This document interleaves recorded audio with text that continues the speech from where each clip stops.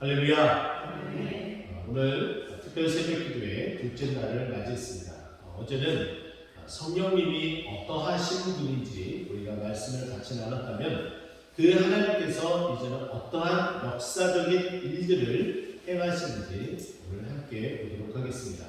그래서 성령님이 일하시는 일, 그것이 어떠한 일인지 오늘은 첫 번째 우리를 믿게 하시고 함께 하시는 하나님이다라는 것을 함께 나누고 싶습니다. 우리가 금방 찬송가 310장을 찬송했습니다.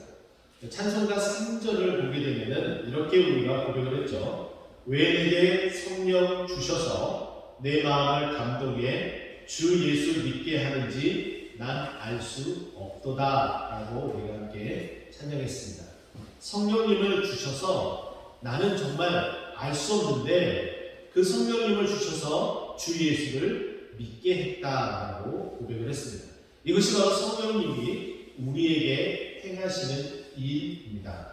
오늘 보면 요한복음 14장 16절은 어제 말씀드렸던 것처럼 예수님께서 이제 내가 보혜사로서 너희와 함께하며 너희에게 나를 하나님의 아들인 것을 하나님인 것을 나타내어 너희들이 나를 믿게 되었다면 나는 이제 떠나가지만 나와 동일하게 그 역할을 감당하는 성령님 또 다른 보혜사를 보내주어서 너희와 함께해서 계속해서 그 믿음의 가운데 살아갈 수 있도록 해주겠다라고 말씀하는 것이 오늘 보는 말씀의 요지입니다.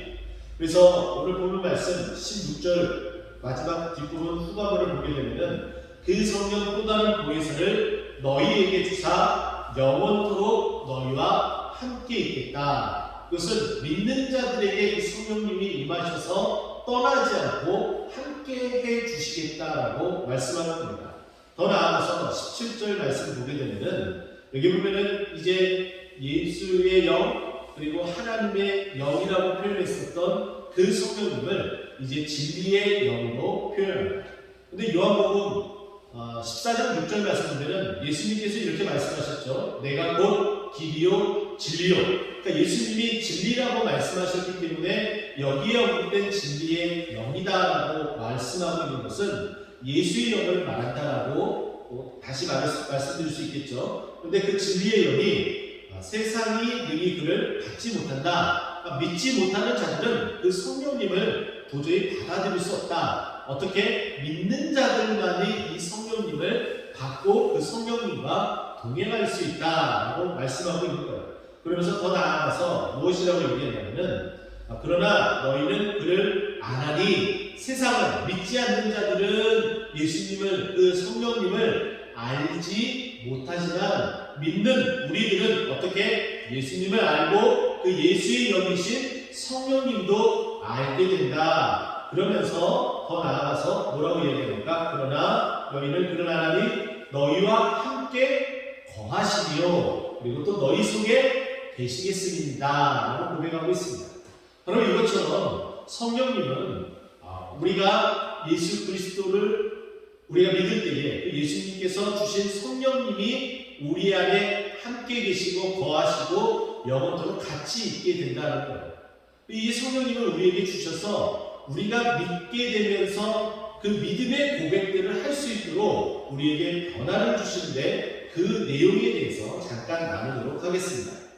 로마서 8장 15절 말씀을 보게 되면 예수님께서 우리에게 그 영을 주셔서 우리가 예수 그리스도를 믿게 되고 이제 하나님의 아버지께 나오게 됐죠. 자, 그때 벌어지는 일들입니다. 8장 15절 너희는 다시 무서워하는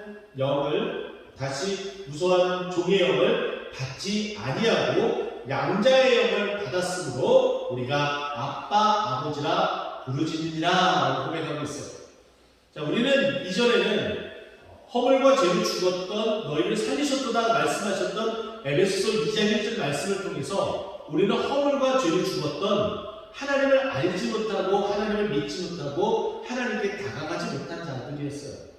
그러나 어떻습니까? 이제는 우리를 살아나게 하셔서 그 살아남으로 말미암아 내가 살아난 그 이유 내가 왜 어떻게 살아나게 됐지? 하나님께서 나를 살리셨구나. 그러면 내가 하나님을 믿어야지. 그래서 하나님께서 우리에게 믿음을 선물로 주셨다라고 제가 말씀을 드렸어요.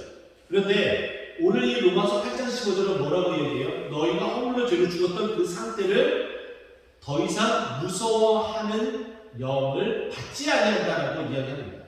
이전에는 이 무서워하는 이 영을 받아서 죽음의 상태에 계속해서 머물러 있었는데 이제는 더 이상 무서워하는 종의 영을 받지 아니하고 어떤 영을 받는다고요? 양자의 영을 받게 되었다. 이 양자의 영은 두 가지로 다 해석해 볼 수가 있어요. 예수 그리스도의 영, 그리고 또한 우리가 하나님의 자녀로서 부르심을 받게 되는 하나님의 자녀가 되었다 해서 양자, 이렇게 다시 표현해 볼 수가 있습니다. 오히려 후자 쪽이 더 가깝겠죠. 그래서 우리가 이전에는 하나님의 자녀가 아니었지만 이제는 하나님의 자녀, 양자가 되었습니다. 그렇게 될 수 있도록 그 영을 우리에게 주셨는데 그 양자의 영으로 말미암아 하나님을 아버지라고 아빠 아버지라고 부르지 못했는데 이제는 어떻게 된다고요? 하나님을 아빠 아버지라고 부르는 거예요. 그래서 우리가 기도할 때 하나님 아버지, 하나님 아빠라고 부를 수 있는 거예요. 지나가는 아이들이 저한테 아빠라고 절대로 부르지 않습니다. 하지만은 내 자녀가 내 육체를 통해서 난 자녀가 아닐지라도 내가 어느 한 아이를 입양을 해서 그 아이가 내 자녀로 양자를 삼았게 되면은 그 아이는 저에게 뭐라고 얘기할까요? 이제 더 이상 아저씨라고 부르지 않고 어떻게 해요? 아빠라고 부릅니다. 그것처럼 우리가 이제 하나님을 아빠라고 부르지 못하는 존재에서 이제 양자의 영, 이 예수 그리스도의 영, 이 성령을 우리에게 주셔서 이제 우리가 하나님을 어떻게 부른다고요? 아빠, 아버지라 부를 수 있게 되었다. 동일하게 이와 같은 이야기를 갈라디아서 4장 6절로 우리에게 이렇게 증거를 합니다. 그 아들의 영을 우리 마음 가운데 보내사, 그 아들의 영이라고 표현을 했어요. 양자의 영은 우리가 하나님을 자녀로서 삼아주셨던 그 영을 말해준다면 이제 갈라디아서 4장 6절에는 아들의 영, 예수 그리스도의 영, 또 양자의 영이라고 동일하게 해석할 수도 있습니다. 그 영을 우리에게 어떻게 해요? 마음 가운데 보내주셨다. 우리가 믿게 되었다. 이 마음 가운데 보내주셔서 믿게 되었다. 그래서 하나님 아버지를 어떻게 부르냐? 아빠, 아버지라 부르게 하셨느니라 라고 말하고 있습니다. 동일한 내용이겠죠. 아들의 영을 우리 마음 가운데 보내사 아빠, 아버지라 부르게 하셨느니라 라고 우리에게 말해주고 있는 거예요. 이처럼 하나님은 우리에게 성령님으로 이제 함께 거하시면서 우리에게 양자의 영, 그 아들의 영을 주셔서 믿음을 갖게 하시고 그 믿음 가운데 이제 하나님을 아빠, 아버지라 부르짖을 수 있도록 해주셨다는 거예요. 자, 그러면 우리 한번 하나님께서 우리에게 양자의 영, 아들의 영, 성령님을 선물로 주셨잖아요. 믿기 때문에 하나님 아버지를 아빠, 아버지라고 부를 수 있다고 했어요. 그럼 우리 한번 함께 하나님, 아빠, 아버지 우리 한번 함께 해볼까요? 시작! 하나님, 아빠, 아버지. 이렇게 믿음으로 고백할 수 있게 된다는 거예요. 또 이 부분들은 또 사도행전 19장 2절에 들어가게 되면 사도 바울이 전도 여행을 통해서 고린도를 지나서 이제 에베소에 도달하게 됩니다. 에베소에 도달했을 때에 거기에 믿는 자들이 있었는데 그들에게 사도 바울이 이렇게 질문을 합니다. 사도행전 19장 2절 말씀대로 너희가 믿을 때에 성령을 받았느냐고 물어보고 있어요. 그러니까 믿게 되면 어떻게 해요? 성령을 받게 되어진다는 거예요. 우리가 예수 그리스도를 믿게 되면 그 성령님이 우리 마음 가운데 계신다라고 말씀했던 것처럼 당연히 그 선물로 그 믿음을 주셨기 때문에 성령님이 우리 안에 내주에 계신다라고 이야기를 합니다. 그래서 믿느냐 안 믿느냐 그것은 어떻게 증거할 수 있느냐, 성령님이 우리 속에 있느냐 없느냐로 판별할 수 있다라고 말씀하고 있는 거죠. 그래서 사도 바울은 에베소 교인에게 어떻게 해요? 너희가 믿을 때에 성령을 받았느냐라고 얘기해요. 그런데 예수 그리스도를 믿는다고 하는 이 에베소 교인들이 어떻게 했어요? 나는 성령님이 있는지도 듣지도 못했다라고 얘기를 해요.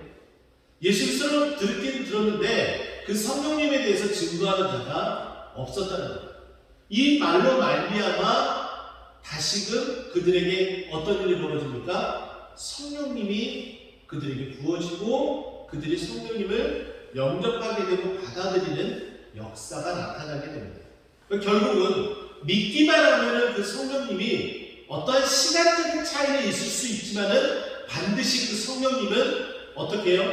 그 믿는 자들 마음 가운데에 그대로 자리 잡게 되는 것이고 또 그렇게 자리 잡게 됨으로 말미암아 하나님을 어떻게 부르짖는다고요? 아빠, 아버지라 부르짖게 된다라고 말씀하고 있습니다. 또 에베소서 4장 3절 말씀을 보게 되면 이런 표현이 나타나게 됩니다. 평안의 맹줄로 성령이 하나가 되게 하신 것을 힘써 지키라라고 말씀하고 있습니다. 교회가 사분원을 된다는 것은 도저히 있을 수 없는 일입니다. 왜냐하면 한 믿음을 가졌고 한 성령을 가졌기 때문입니다. 그런데 나눠진다고요? 하나가 되지 못한다고요? 이건 있을 수 없는 일이죠. 그런데 그런 일이 벌어집니다. 어떻게 해요? 성령님이 역사하셔서 한 사람 한 사람의 그 성령님의 인도하심에 따라 살아가는 것이 아니라 내가 드러나기 때문입니다. 성령님은 역사하지 못하도록 내가 꾹꾹 눌러버리고 내 스스로가 성령님이 역사하는 그 자리 위에 올라가서 내가 움직이는 거예요. 내가 어떻게 교회를 해보겠다라고 생각을 하고 그렇게 움직이게 되는 거예요. 그러면은 각자의 마음이 달라지겠죠? 그러므로 말미암아 교회가 분열이 일어나는 거예요. 그것을 안타까워하면서 교회가 그래서는 안 됩니다. 이 교회는 믿는 자들의 모임이고 에클레시아이고 그 믿는 자들이 함께하며 한 성령으로 주님의 몸된 교회가 주님께 영광 돌리기 위해서 전진하는 그런 곳입니다라고 고백하고 있습니다. 그런데 그렇게 돼서는 안 되겠죠? 그렇기 때문에 우리가 사분을 내고 내 자신이 드러나면 안 되기 때문에 어떻게 해요? 평안의 맹줄로 성령이 하나가 되게 하신 것을 힘써 지키라는 것은 성령님이 계속해서 우리의 믿음의 역사를 이루어서 믿음의 행진을 하라고 말하고 있는 거예요. 자, 그러면 이렇게 오늘 로마서에 있는 말씀, 또 갈라디아서에 있는 말씀, 사도행전에 있는 말씀, 에베소서에 있는 말씀을 함께 나눴습니다.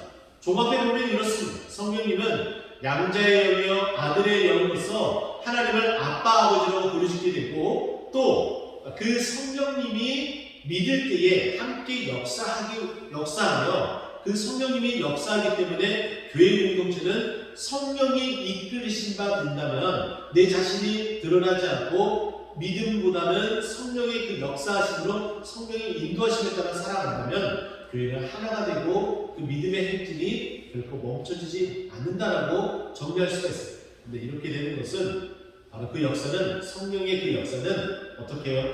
오늘 본문 말씀으로 다시 귀결하게 됩니다. 보십시오. 영원토록 너희와 함께 있다. 우리가 믿을 때에 그 성령님을 우리에게 주셨던 그 성령님이 잠시 잠깐 머물다가 떠나가는 것이 아니라 어떻게 해요? 영원토록 우리와 함께 계신다 말씀하고 있습니다. 더 나아가서 17절로 너희와 함께 거하시며 또 너희 속에 계시겠습니다 라고 말씀하고 있습니다. 성령님은 예수 그리스도의 그 부활의 능력, 그 능력을 가지시고 예수님께서 하셨던 그 옆에서 도와주시는 그 보혜사, 그 역할을 또 다른 보혜사로 우리 속에 계시며 역사하시며 우리를 믿음의 고백으로 나아가게 하여 하나님을 아빠 아버지 그리고 뿐만 아니라 믿을 때 그 역사하신 그 성령이 이 교회가 하나가 되게 하고 하나가 된 교회가 주님의 영광을 위하여 매진하며 단명할 수 있도록 한다는 것을 믿고 우리 동태훈 꽃동산교회가 성령이 역사하는 교회, 그 성령의 그 믿음의 열매가 주렁주렁 맺혀지는 그런 교회로 우뚝 서면 주님께 영광 돌리기를, 우리 믿음의 인생이 그렇게 되기를 간절히 축원합니다. 기도하겠습니다.